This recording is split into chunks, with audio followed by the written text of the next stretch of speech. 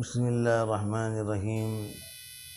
اس سے پہلے ہم نے کعبۃ اللہ کے متعلق سنا تھا کہ کنانہ قبیلہ کنانہ کا ایک بندہ جب ابرہہ بادشاہ نے یمن میں اپنا گرجا گھر بنایا تو غیظ و غضب میں آ کے اس نے وہاں جا کر پاخانہ کر دیا۔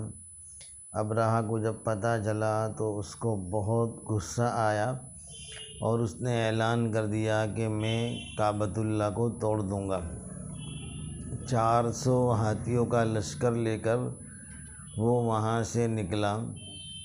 درمیان میں بہت سارے قبیلوں کے نام بھی لکھے ہوئے ہیں۔ انہوں نے اس کے لیے مزاحمت کی، اس کا مقابلہ کیا، لیکن تمام لوگوں کو وہ شکست دیتے ہوئے آگے بڑھا اور پھر مکۃ المکرمہ کے قریب پہنچ کر اس نے اپنا قافلہ وہاں روک دیا۔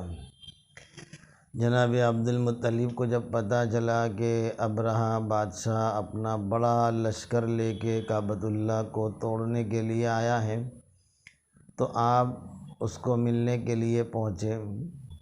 جب آپ اس کے خیمے میں داخل ہوئے تو آپ کا نورانی چہرہ اور پھر آپ کی پیشانی پر نور نبوت چمک رہا تھا۔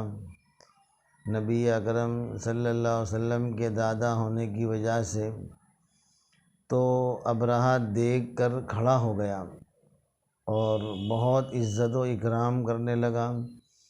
پھر اپنے برابر بٹھایا اور پوچھنے لگا کہ بتاؤ اے سردار مکہ، آپ کیا چاہتے ہو؟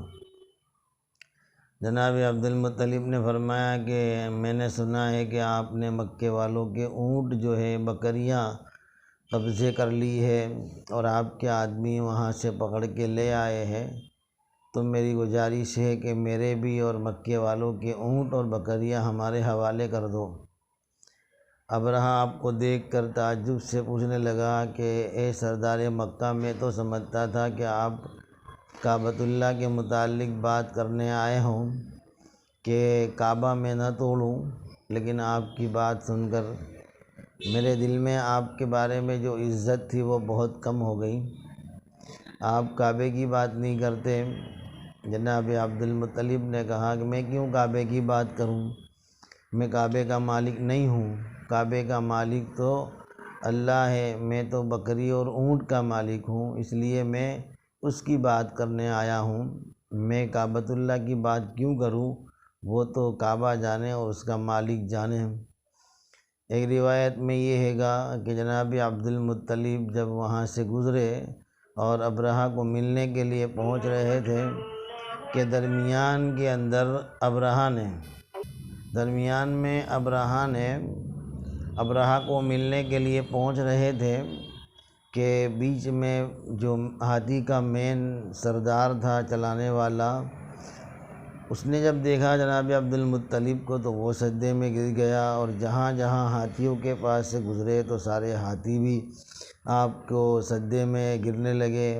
ابرہہ تو بہت ہی غصے ہونے لگا کہ کیا بات ہے؟ کہا کہ تم کیوں اس کو سجدہ کرتے ہو؟